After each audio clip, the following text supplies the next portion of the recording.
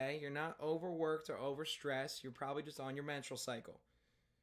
But the content cycle stops for nobody. Now make me some goddamn TikToks. I want to start a new internet trend called the Amir Challenge, where if you unjustly upset a woman this week, I want you to look her into the eyes and say, did I really do something wrong, or is it just that time of the month again? And it should, I think, go over really well for you every time, I think. Now, while a talent agency is typically in the business of securing actors, musicians, and athletes, influencers have been the latest target client for them as of the last decade. Whereas for the other industries, these agencies have developed reputation, connections, and standardization of pay. That's not such the case with the creator economy. And when TikTokers were just starting to move to LA in 2020, a lot of these talent agents were looking to lock them into long-term contracts with unfair revenue shares for them. Luckily for Tyler, he realized that this was some bullshit. She had sent us this crazy contract that I had my lawyer look over and that he had his lawyers look over, and he was like, holy, he was like, you're like signing your life away for like 2 years. It's like a locked in like thing. And I was like, yeah, I'm not touching that. She got like ownership to everything, like my Venmo account, my like everything. Yeah, like hefty contract, a hefty contract. And I think she made it so big because she's like,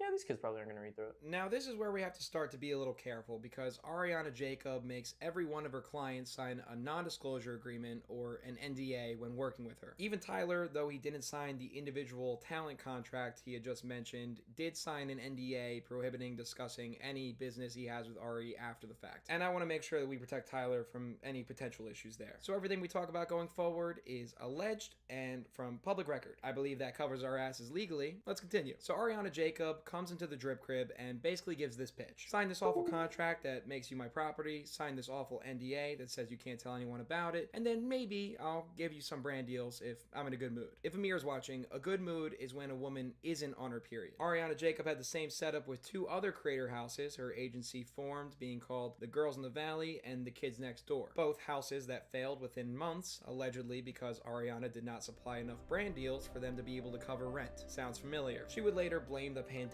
for this, even though brands were paying a ton of money during the pandemic. My guess is that since she was trying to sign as many influencers as possible, she started to neglect actually getting them brand deals that made them money. Whereas Devion Young was a case study on how incompetence of a manager can be the downfall of a house, Ariana Jacob is a case study on how maliciousness of a talent agent can cause the same turmoil. In this article by the New York Times, they take quotes from a bevy of different influencer clients Ari had worked with in the past. And taking a look at this, we can get a clearer picture of the kind of client-agent relationship she had with many of these influencers. Brittany Broski, who went mega viral for her kombucha tasting TikTok, was approached by Ari, allegedly DMing her, "Have you made any money?" I'll translate to malicious talent agency language. That means, how much of that shit can I take? Brittany ended up signing a contract with Ariana and 9 months later realized that she wasn't getting paid from any of her brand deals. She would go on to say that Ari was withholding some $23,000 in fees and that she was even squatting on her domain BrittanyBroski.com.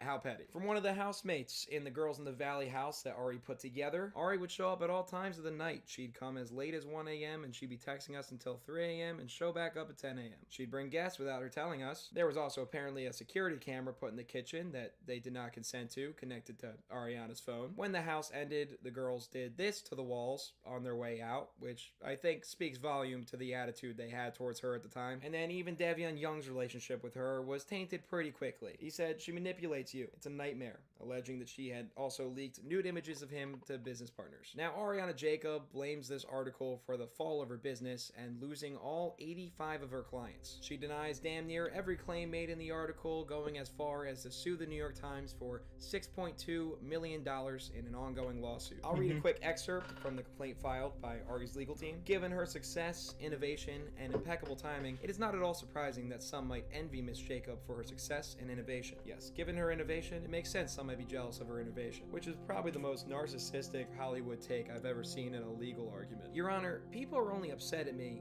because I'm a visionary. And they're probably all in their periods anyway. Amir chimed in. Ariana Jacob's Instagram bio now reads, "Kindness and empathy are number one. Cancel culture sucks? Rise above it." Ariana, you lost all 85 of your clients. Do you think maybe the problem might be internal? That no one stuck with you or spoke up against this article's publication? But no, just ignore that. Maybe Tucker Carlson can help you win that fight against those liberal cucks at the New York Times while you figure that one out.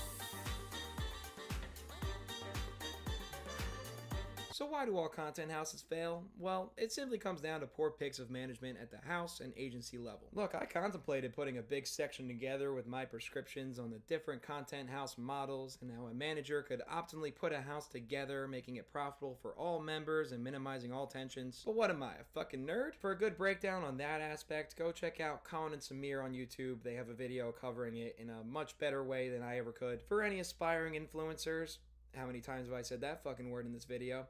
Here's Tyler's advice on if you're looking to join a startup house. If you get the opportunity, personally, this opportunity put me in a position to where I'm at now that I'm like very grateful for. So like, don't be afraid to take the risk, but at the same time, know what you're getting yourself into, know who you're working with realistically. Well, Tyler,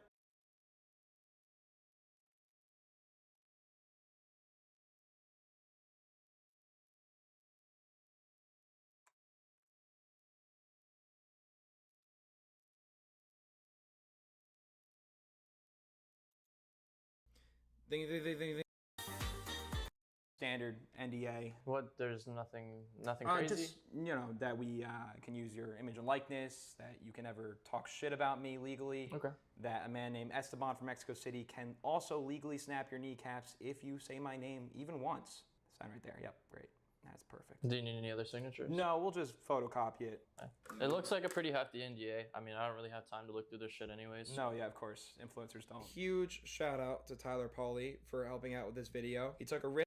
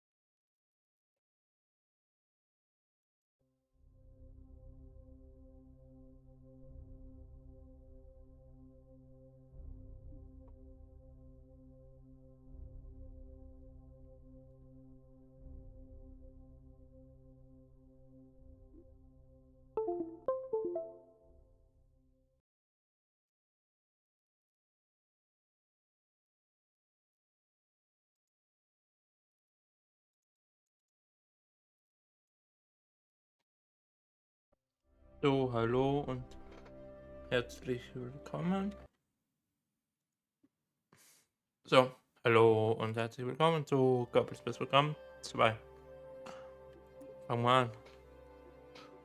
Start a new campaign.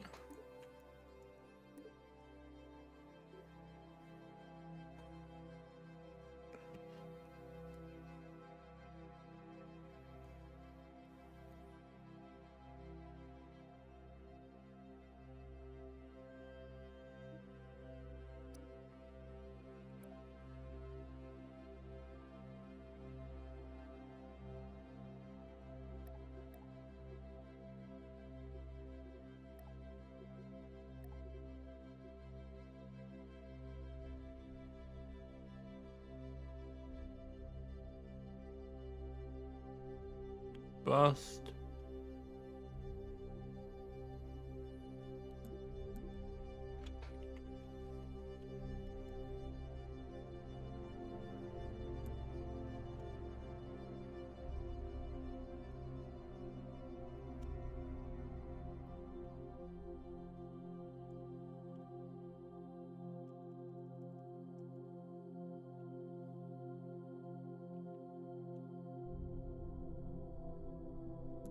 Banker Space Agency.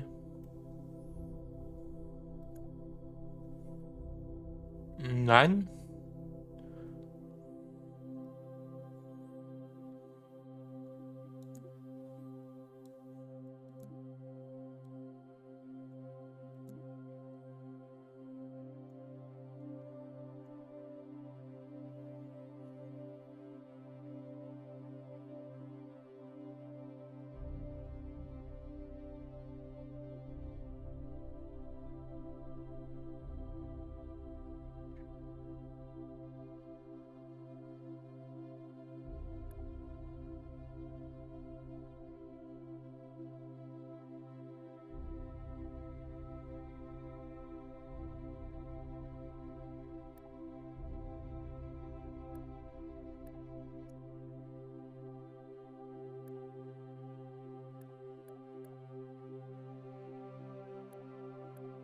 Und ich lade später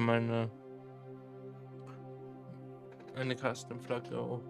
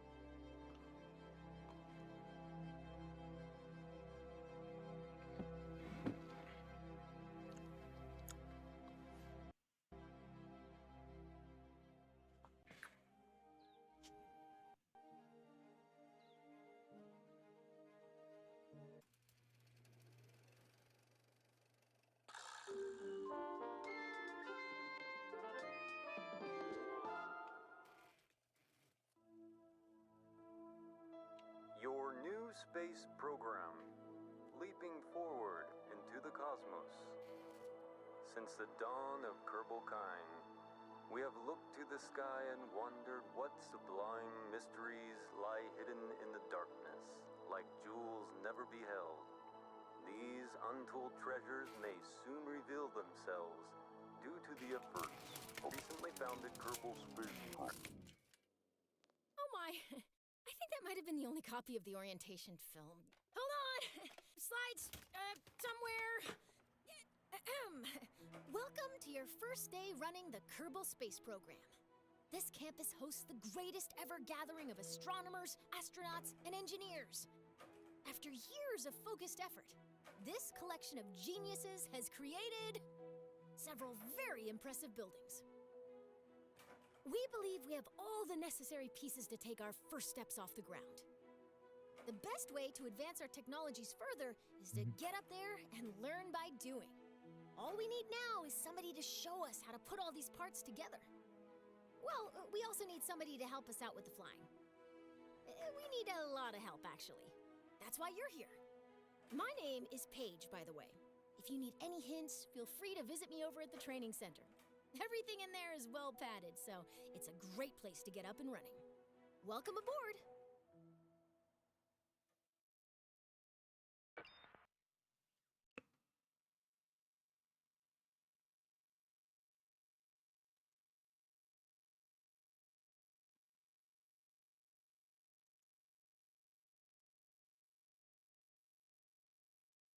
Ich bin bald wieder da.